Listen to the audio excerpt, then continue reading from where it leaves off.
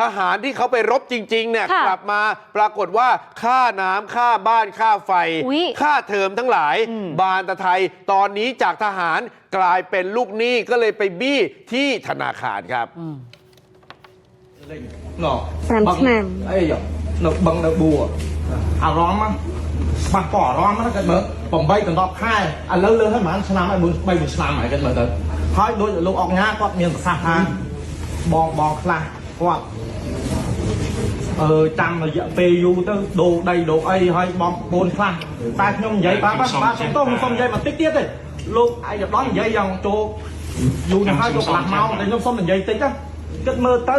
ខ្ញុំរងថ្ងៃជួលផ្ទះគេនៅមួយខែប្រហែល50ទឹកភ្លើងទឹកអីប្រាក់ខែតាហ៊ានបើកមកសងធនាគារអង្គការហ្នឹងអេស៊ីស្ដាប់ប្រាក់ខែមានស្អស់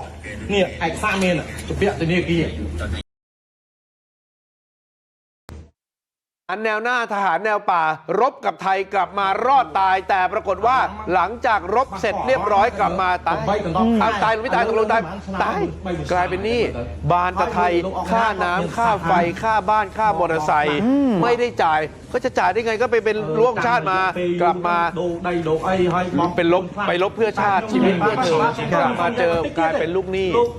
รอบนี้ก็เลยออกมาขยี้ให้เห็นนะครับแล้วก็กลายเป็นประเด็นใหญ่คล้ายกับตบหน้าอัคระอะไรเกลียด ชื่ออะไรยาวๆอ่ะ ตบหน้าไปเป็นที่เรียบร้อยแล้วว่าอันนั้นก็ขยันพูดเหลือเกินแต่ความจริงนี่คือความจริง ใช่ เป็นแบบนี้จริง ๆ ฮะ